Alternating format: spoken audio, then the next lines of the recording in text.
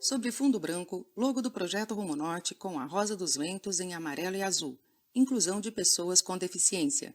Na parte inferior direita, obra social mantida por Irmãs Escolares de Nossa Senhora, com o logo em azul e branco, da letra M grafada sobre uma cruz e um círculo. Olá, bom dia a todas, bom dia a todos. Estamos aqui para mais uma roda de conversas do Projeto Rumo Norte, uma obra mantida pelas Irmãs Escolares de Nossa Senhora e que oferta com gratuidade formação e socialização voltada para pessoas com deficiência. Nós temos na tela dividida em 4 quadros. À esquerda, no canto superior, está o Laone, um homem de pele clara, cabelos grisalhos, usa óculos escuros. À direita estou eu, Cristina, uma mulher de pele branca, cabelos curtos, com mechas loiras, usa um casaco vermelho. Na parte inferior esquerda, Daniel. Daniel é um homem de pele clara, cabelos pretos e bem curtos, usa uma camisa xadrez com um casaco preto. E à direita, janela com Mariana, uma mulher negra de pele clara, cabelos cacheados soltos e usa uma blusa preta. Eu quero trazer para vocês hoje, agora antes de começarmos a nossa conversa, um recado preparado com muito carinho pela irmã Magda para o nosso evento de hoje. Educação só pode ser entendida como inclusiva, onde todos são contemplados nas suas diferenças. Lutemos por mais espaços pedagógicos inclusivos em nossas práticas. Parabéns ao Daniel e Laone e toda a equipe que tornou possível este espaço dialógico da live do Projeto Rumo Norte. Bom, e para conversar aqui hoje nessa live, estamos com o Daniel e o Laone. Laone é professor de educação inclusiva, atua no Projeto Rumo Norte há 16 anos e é responsável pela preparação dos beneficiários para prestarem concurso com as disciplinas de português e matemática. Daniel é graduado em pedagogia, pós-graduado em educação inclusiva, coordenador de políticas públicas para pessoas com deficiência no município de Alvorada, membro do Conselho Municipal dos Direitos das Pessoas com Deficiência, também no município de Alvorada, e pedagogo no projeto Rumo Norte. Bom, a fala de hoje sobre como aprender e ensinar dentro do contexto da pessoa com deficiência visual, a gente pensou em algumas provocações para essa conversa, então eu vou trazer aqui a primeira provocação e passar depois a palavra para o Laone e depois para o Daniel, para que eles possam trocar um pouco essa ideia com a gente.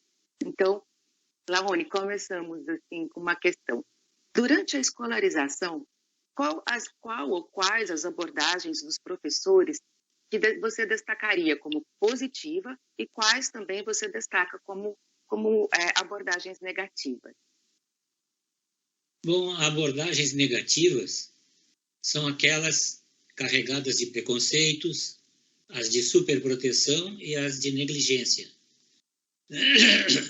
Já as positivas são atitudes de respeito e consideração que demonstram que os alunos com deficiência são pessoas como os demais,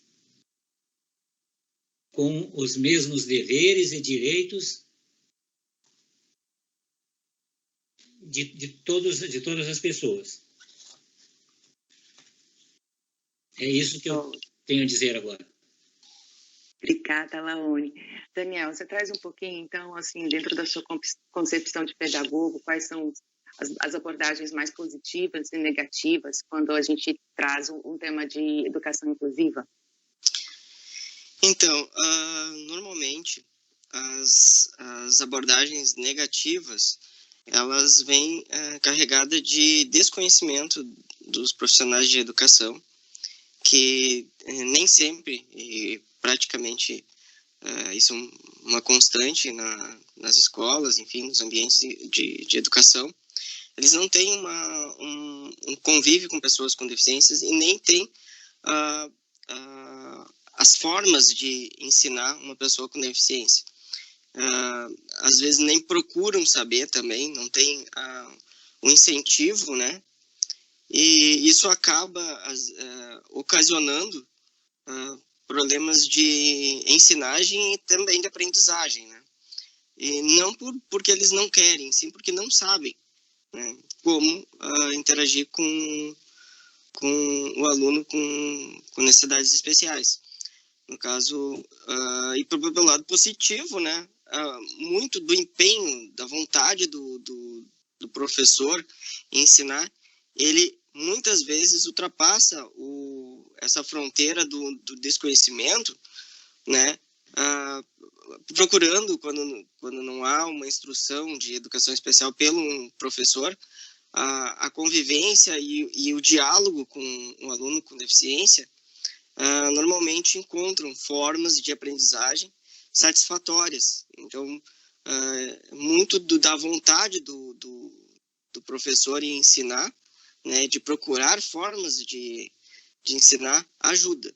É claro que muitas vezes isso não é possível, até porque para determinadas formas, determinadas matérias, existem conhecimentos específicos, né? Que nem da matemática, que não adianta muito o empenho do professor, mas existe também a necessidade de saber como fazer para a pessoa deficiente visual, por exemplo, na matemática, que é um assunto bem específico. Sim. Obrigada, Dani, perfeito. Pensando assim, então, dentro desse contexto e dessa perspectiva que vocês têm hoje como professores, que já têm aí uma história, uma caminhada, Laone, o que você me traz, assim, o que você diz que é essencial na educação de crianças com deficiência visual, pensando no contexto da educação infantil ainda? Para mim, o essencial na educação de crianças com deficiência visual é que elas se sintam íntegras, isto é, que elas conheçam suas verdadeiras potencialidades e reconheçam suas reais limitações, inclusive as visuais. Perfeito. Obrigada, Laone. Dani, dentro desse contexto, então, de educação infantil, assim, o que você acha que é essencial para a educação das crianças com deficiência visual? Também concordo com a Laone, e principalmente dar uma identidade para essa criança, né? Ela saber que ela é deficiente e dar todas as ferramentas que ela precisa para o seu desenvolvimento, né? A diferenciação, né, do que ela precisa. A criança com deficiência visual precisa aprender o Braille. O Braille é a escrita da pessoa cega. É como ela vai ler, vai escrever, vai anotar, vai conseguir estudar. E isso é importantíssimo que isso venha na educação infantil, né? Que consiga ter, que tenha a interação, né? Que tenha o contato com o Braille, que aprenda desde o início, para que ela consiga se desenvolver de uma forma plena. Sim. E dentro dessa questão, né, Daniel, não sei se você poderia também explicar um pouco, porque a gente tem uma concepção de que as crianças também podem ser educadas com audiolivro. O advento do audiolivro parece que sugeriu uma solução pedagógica fácil, né, para acesso à literatura, e existe esse desconhecimento, então, da importância do Braille, assim, se puder trazer um pouquinho para a gente. Com certeza. Eu digo que é interessante as mídias alternativas, né? O audiolivro, né? É interessante, mas ele não pode ser utilizado como a salvação da educação, porque o computador também às vezes é introduzido, né, para o ensino, e não é. Na verdade, o importante mesmo do ensino é o Braille. Por quê? A gente vê muitas vezes as pessoas com deficiência visual escrevendo errado, né? Por quê? Porque normalmente às vezes não tem contato tão íntimo com o Braille. Porque tu escuta um livro, tu tem a história toda, tu tem o enredo, porém, tu lendo o Braille, além disso, tu te apropria da tua língua. Tu sabe como escreve, tu tá vendo, como a gente diz que enxerga, tem uma memória, tem gente que, como é que escreve tal palavra? Vai lá e escreve, porque escrevendo, enxergando, a pessoa sabe como escreve. E a mesma coisa pro Braille. Se tu não lê o Braille, não tem o costume, tu não sabe se tu vai escrever você com C ou você com 2 S's? O C pode ser com S, pode ser com 2 S, pode ser com C. Como é que tu vai saber a forma certa de escrever? Né? É com C. Mas, se tu só escrever você, pode ser 2 S's. Então, quem sabe eu vou escrever 2 S, porque para mim você tem som de S, mas não é com C. Então, isso é um complicador, às vezes, para a pessoa que não enxerga, só ter o contato por mídias alternativas e não ter o Braille como um método, a forma principal de aprendizagem. Daniel, tu me permite botar minha colher aí no teu... Com certeza, estamos aqui para isso. É o seguinte, assim como para as pessoas que enxergam, eles sabem escrever as palavras pela memória visual, porque eles estão fazendo uma leitura direta. Eles estão lendo diretamente as palavras. Agora, se a gente viciar, porque isso vicia, se a gente viciar a criança a ouvir a leitura e não ler, o que vai acontecer? Ela não vai ter a memória tátil. Para quem enxerga, é memória visual. Para quem é cego, a memória tátil. Isso só o contato direto com a leitura do Braille, que ele vai conseguir fazer a mesma coisa que as pessoas videntes fazem. Porque se os videntes também, por exemplo, eles fossem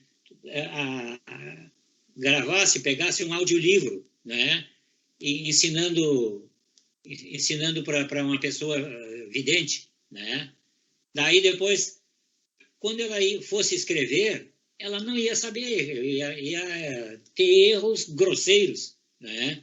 Então, o contato direto é fundamental. E para o deficiente visual, o contato direto na leitura é só com o Braille.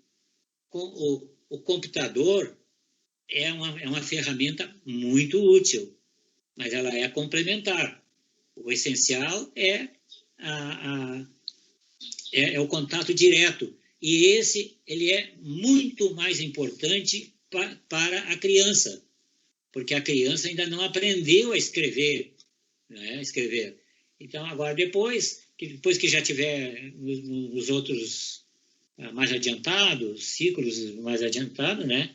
Daí, cada vez mais, ele vai usar o audiolivro, o gravador, o computador, né? Que é mais prático, é mais rápido, mas quando a gente estuda ouvindo a leitura, né? Ouvindo e não lendo, a profundidade dessa aprendizagem ela vai ser superficial, porque isso aí para ele ter o domínio dos conteúdos, que no computador ou no audiolivro, por exemplo, ele não regula o ritmo da leitura de acordo com a compreensão, porque às vezes a gente vai ler uma frase e a gente para numa palavra, né, e lê de novo mais devagar, né, a gente regula a leitura pela compreensão da gente. Agora, o computador, o audiolivro, eles não sabem se a gente entendeu ou não. Correto. Perfeito, Laone. Muito legal. E pensando nisso que Laone trouxe, então, dessas tecnologias a favor da educação também, queria perguntar primeiro para o Laone, que já está aqui, assim, qual que é a sua opinião, Laone, do papel e da importância da sala do atendimento na sala de recursos e o que poderia potencializar o impacto positivo desse atendimento no ambiente da escola? Bom, a importância do atendimento na sala de recursos é dada pela acolhida de pessoal preparado, no ensino do Braille, no reforço de matemática, física e química, disciplinas essas que exigem uma didática especial, o que requer uma colaboração mais próxima do profissional da sala de recursos com esses professores de sala de aula. Disponibilizar a transcrição para o Braille de materiais fornecidos pelos professores de sala de aula, inclusive provas, porque os profissionais da sala de recurso também são professores da escola. E, para potencializar o impacto positivo desses atendimentos no ambiente escolar, basta tomar algumas atitudes de integração, tais como fazer visitas às salas de aula que têm aluno com deficiência, sempre no início da aula, para não interromper, o que sempre é desagradável. Visitar aulas que não têm aluno deficiente visual, levando um aluno com deficiência. Nas apresentações artísticas, convidar um aluno com deficiência para cantar ou tocar. Trazer esses alunos para dentro do contexto da escola, né, Laone? Isso. Qual que é a sua percepção, então, dessa importância do atendimento na sala de recursos? O atendimento na sala de recursos ele é fundamental para o aprendizado, né, e para o desenvolvimento do aluno com deficiência. Sem dúvida, a integração sala de aula, sala de recurso é fundamental, porque muitas vezes já tive experiência de que não havia essa integração. Então, se não há o professor, né, de sala de aula levando materiais para a sala de recurso, o aluno vai ficar vendido também, vai ficar com dificuldades, né? A sala de recurso é um garçom, né? A gente costuma dizer que é um garçom, tá ali, né? Ele ajuda sempre que necessário, mas também precisa ter a vontade do professor de sala de aula. Não, eu estou precisando disso, isso aqui para a próxima aula, sempre adiantado, porque não adianta chegar no dia da aula, o professor chegar lá, eu preciso isso aqui para hoje, inviável. A produção de um material requer tempo, então o professor de sala de aula tem que estar preparado. Não, isso daqui eu vou dar na próxima aula, então o aluno tal, o Daniel precisa desse material, eu vou levar para a sala de recursos para que na próxima aula ele tenha à disposição, da mesma forma que os demais alunos vão ter essa folhinha com um determinado conteúdo, o Daniel vai estar com o material em mãos e vai conseguir acompanhar a turma da mesma forma. Então, é fundamental. E isso que o Laone falou, levar a sala de recursos para a sala, né, de aula é importante também, porque muitas vezes o professor às vezes também sabe como é que é, se não tem aquela vontade, né?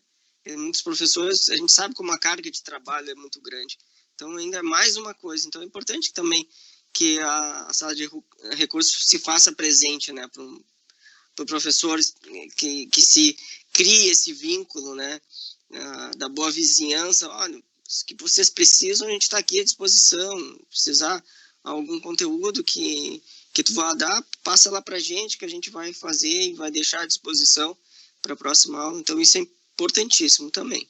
E isso influi também, né, Daniel? Isso influi também nos colegas que não são deficientes visuais, né? Eles ali, o professor vai lá na sala de aula e vai falar, conversar com eles e tudo mais, porque daí vai tirar muitos mitos e coisas que eles também precisam tomar um banho de conhecimento, de acessibilidade, de inclusão, isso mesmo. Até porque muitas vezes o aluno, o colega do deficiente, ele é importantíssimo também para o desenvolvimento das aulas, né? Por exemplo, na hora de o professor estar escrevendo o conteúdo no quadro, o deficiente visual precisa do apoio de um colega. Então é importante também esse relacionamento da sala de recursos com os demais alunos, né, sem deficiência. Então, olha, o Daniel vai precisar de alguém que dite em determinadas aulas. Então, se alguém pudesse disponibilizar, isso é importantíssimo, porque o professor está escrevendo. Se ele for parar para depois começar a ditar, o deficiente vai ficar muito para trás, né? O deficiente visual vai ficar muito para trás, porque os demais alunos estão escrevendo e já estão copiando. A aula vai ficar interrompida, né? Também isso aí prejudica a dinâmica da sala de aula também. Perfeito. Esses profissionais precisam ser parceiros para conseguir envolver a turma, né? Isso. Sem dúvida. Muito, muito bacana isso. Laone, vamos lá, com essa experiência que você tem de tantos anos como professor, o que você diria para uma nova geração de professores que está nas salas de recurso atualmente e trabalhando principalmente com alunos cegos? Isso que vocês trouxeram agora, mas o que mais você acha que é importante que ele pratique, que ele entenda? Bom, a educação de deficientes visuais não necessita de heróis ou milagreiros, mas de profissionais competentes que utilizam estratégias adequadas, como dedicação, empenho, empatia e, sobretudo, amor. Trago aqui um exemplo esclarecedor que poderá mudar a mentalidade de que as coisas difíceis só podem ser vencidas com muito esforço e muito sofrimento. Num belo dia, pai e filho saíram para a floresta para caçar lebre. O pai, homem de 40 anos, forte, alto, corpo atlético, e o filho, apenas um menino de 12 anos. Eis que, de repente, surge na clareira um leão macho-alfa furioso. O pai, arfando o peito, retesando os músculos, dá um salto à frente, desafiador, punhos cerrados, quais garras intimidadoras. E num piscar de olhos, o pai lança-se sobre a fera, que começa a dilacerar-lhe impiedosamente as carnes.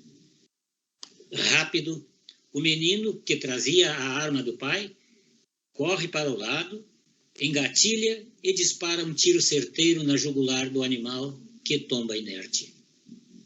Quem venceu a situação difícil foram o esforço e sofrimento do pai ou a estratégia adequada do menino? As coisas difíceis têm mais valor, nos dão mais prazer e nos trazem as maiores recompensas. Muito bom, obrigada. Obrigada, Laone. Bom, Dani, na sua perspectiva, né, de pedagogo, quais são então as dicas essenciais que um professor com aluno com deficiência visual deveria seguir para ter um bom trabalho? Então, primeiramente, né, a gente tem que tirar alguns mitos, né?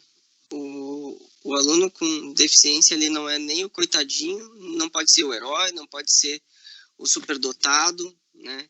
Então, ele tem que ser tratado como um aluno como os demais, né? Só que necessita de um apoio diferenciado, né? Muitas vezes, os professores rotulam o aluno com deficiência, que é aquele que vai ter dificuldades, né? Todo aluno pode ter dificuldades, não é só o deficiente que vai ter.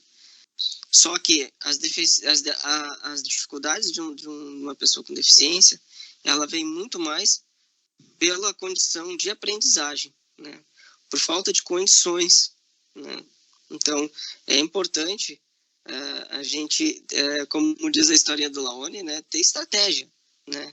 Então, a estratégia tomada pelo professor, pela instituição, de como lidar com aquela pessoa com necessidades especiais, então, aquela pessoa com deficiência visual, o que é que ele precisa? Ele precisa de um material adaptado. Nós temos aqui sala de recursos? Não. Nós temos para onde buscar? Nós temos algum parceiro para conseguir esse material? Não temos, então temos que buscar. Porque a gente sabe hoje que as escolas não podem recusar mais pessoas com deficiência. Só que nem todas as escolas têm a sala de recurso. É importante sim, mas nem todas têm. Também é inviável todas as escolas terem uma sala de recurso. Mas, quando não tem, por exemplo, se eu tenho uma escola na frente da minha casa, por que eu tenho que me deslocar para o outro lado da cidade? Antigamente era necessário porque não atendiam pessoas com deficiência em qualquer escola. Hoje em dia essa realidade é diferente. Então é importante que a escola pegue para si essa responsabilidade e também busque formas de proporcionar um ensino de qualidade para os seus alunos, né, que precisam, né. Eu costumo muito, nas minhas palestras, colocar o que é inclusão e integração, né. Eu costumo dizer que a integração, o aluno se vira com aquilo que tem, né, com a boa vontade de um colega que empresta material, com o esforço da família, e a escola está ali, ela tem o que tem e paciência. Se tu não consegue acompanhar, é o que temos. E o que é inclusão? Uma inclusão é uma via de mão dupla. É a família, a pessoa com deficiência entrando com suas capacidades, com a vontade de aprender, e a escola dando todo o suporte para que ela consiga se desenvolver bem. Ou seja, materiais adaptados, um professor que tenha um pouquinho mais de boa vontade, às vezes falta boa vontade para o professor, desconhecimento, né, de como lidar com esse aluno. Então, isso é quase a totalidade do sucesso do aprendizado, né, e do ensino do professor para com esse aluno. Por exemplo, no Colégio Estadual Protásio Alves, que eu trabalhei como professor, e o Daniel foi aluno no ensino médio, na entrada do colégio tinha uma escadaria, e aquela escadaria era uma escadaria larga, e no lado da escadaria, se caminhasse se fosse bem reto, ia chegar na porta. Mas se a pessoa se desviasse mais para a direita ou mais para a esquerda, daí o que acontece? Daí ele ia cair, porque não tinha proteção. Não tinha guarda-corpo, não tinha corrimão. Isso, não tinha guarda-corpo ali, não tinha nada. Então, uma vez um caiu, só que ele caiu para a direita, que era uma coisa assim de um metro, acho que, de altura. Agora, se ele tivesse ido para a esquerda, daí ele caía na escada que levava para o pátio. Daí ele ia se quebrar ali, né? Então, o que aconteceu? Aconteceu isso, a escola tomou providência e fez murou ali, botou um muro ali na beira. Aí não teve mais problema, né, para os alunos. Então, essas coisas que tem que estar atento, né?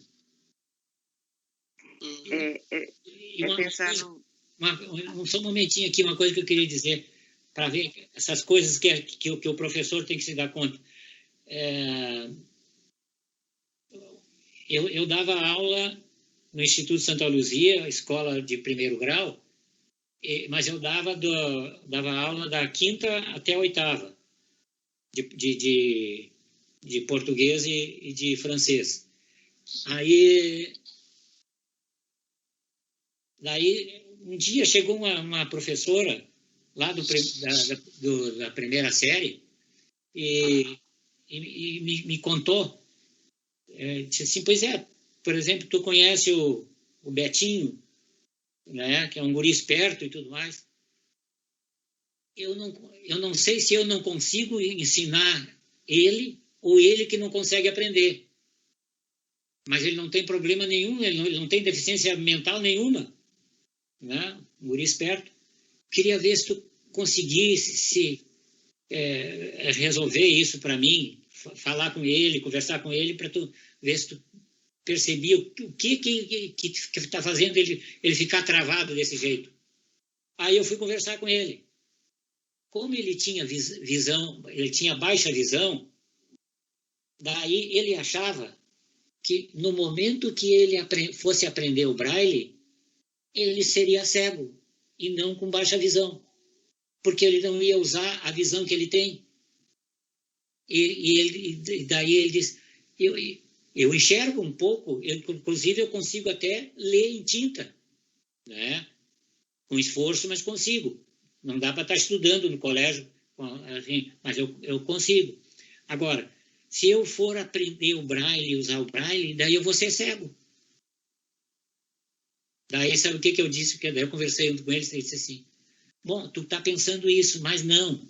Agora eu vou dizer uma coisa para ti. Tu já pensaste? Tu consegue ler em tinta. As pessoas que enxergam, e tu que tem baixa visão também tu consegue. Os cegos conseguem ler em braille. Agora, tu já pensou o que tu poderia fazer se tu, quando tem luz, tu lê em tinta? Quando não tem luz, vai ser de noite, escuro, quando vai dormir, era colégio de freira interno, tu não pode acender a luz, fica apagada. E se tu quiser ler alguma coisa, se tu tiver em braille, tu vai ler o braille. Então, se tu puder ler em tinta e ler em braille, tu vai estar mais bem aparelhado que os videntes e que os cegos, porque tu vai chutar com os dois pés. Eu conversando assim como uma linguagem de futebol, né, para ele. Tu sabe o que aconteceu? E ela disse, mas o que tu fez com ele que agora aprendeu rapidamente o braille? Ele tinha uma trave, né? Uma coisa que tinha que ser resolvido aquilo. Por isso aí que eu sempre conto para as pessoas essa situação. E assim como essa, há outras, né? Com certeza. Ele trazer uma habilidade a mais para a vida dele, né? Claro, um retrocesso. Isso para ele achou que era bom, né? Claro, claro. Joia. Bom, gente, eu gostaria então, porque a gente mais ou menos já vai se encaminhando para o final da nossa conversa, da nossa roda, mas eu queria muito pedir que vocês deixassem aqui dicas de leitura, principalmente Laone, que tem um conhecimento tão vasto, uma leitura, um site, um aplicativo que possam ajudar esses professores que estão fazendo atendimentos especializados e às vezes não tiveram condições ainda de se especializar, né? Então, se vocês puderem deixar aqui algumas dicas, além dessas tão preciosas conversas que vocês trouxeram. Bom, eu acho que a pessoa mais indicada para dar essas sugestões aí, eu acho que é o Daniel, porque eu, do alto dos meus 80 anos, a internet, essas coisas assim de computador, coisas assim, para mim é um problema, eu tenho que lutar com aquilo. Agora, o Daniel não. Ele percorre esses caminhos assim ao natural, né? Ele sabe. Então, ele é mais indicado do que eu para dar sugestões. Inclusive, eu não sei nenhum site que tem essas coisas assim. Eu só sei sites que ensinam português, né? Que são bons para quem quer aprender português, mas não para esse caso que nós queremos aqui. Então, eu passo a bola com todo prazer para o Daniel. Agora, te vira com essa bomba, Daniel. Não é bomba, não. Existem vários autores aí, teóricos, que ajudam bastante a questão da compreensão, né, da educação especial, inclusive, para não ser injusto com nenhum autor, eu faço questão de colocar uma lista aí na descrição do vídeo, vou colocar vários livros muito bons que podem dar um up no desenvolvimento de qualquer professor, assim, para o seu dia a dia, para suas práticas, né? E existem vários. E faço questão de colocar uma lista que eu considero livros que são importantes, que trazem conteúdos relevantes para qualquer professor hoje em dia. Perfeito. Viu? Acertei então, Cris. Tá vendo, Laone? A gente pediu para a pessoa certa. Ele só não, ele não só vai dizer, como vai deixar registrado aqui para as pessoas poderem consultar mais adiante, né? Porque na vida ninguém sabe tudo, mas o importante é a gente saber onde buscar aquilo que ele não sabe. Verdade. Com quem sabe, né? Que nós todos estamos envolvidos na mesma lida, na mesma batalha, né? Então, temos que contar com as competências, as capacidades de todos. Vamos juntar os nossos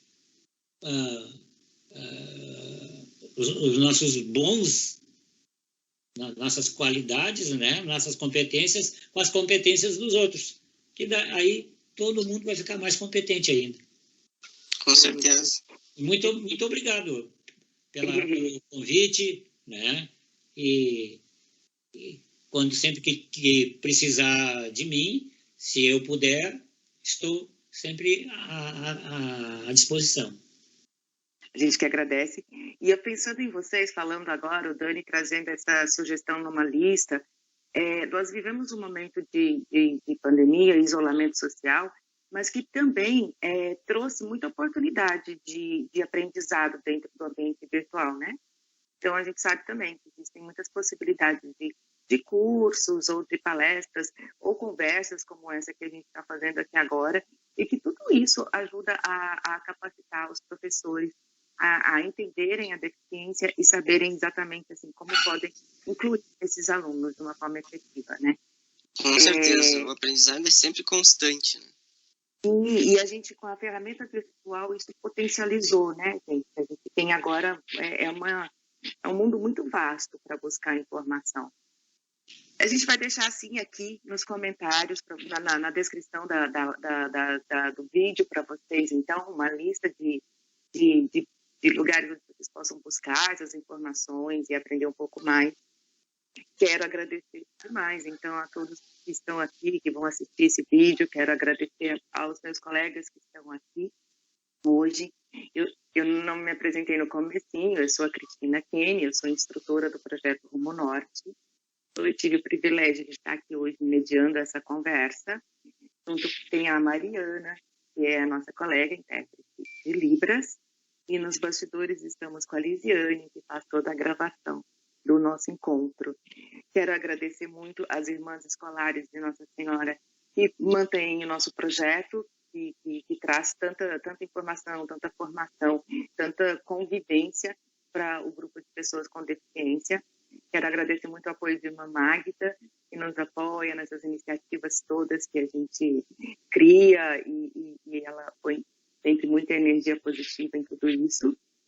E agradecer Laone e Daniel pela conversa, foi muito, muito rica e muito instrutiva. Obrigada mesmo. Eu que agradeço, obrigada pela oportunidade. Obrigada. Então, até mais, gente. Até o próximo vídeo. Até. Tela branca com texto. Visite nossa página no Facebook Projeto Rumo Norte ou entre em contato através do e-mail rumonorteresponde@iens.org.br. No rodapé da página, logo do Projeto Rumo Norte.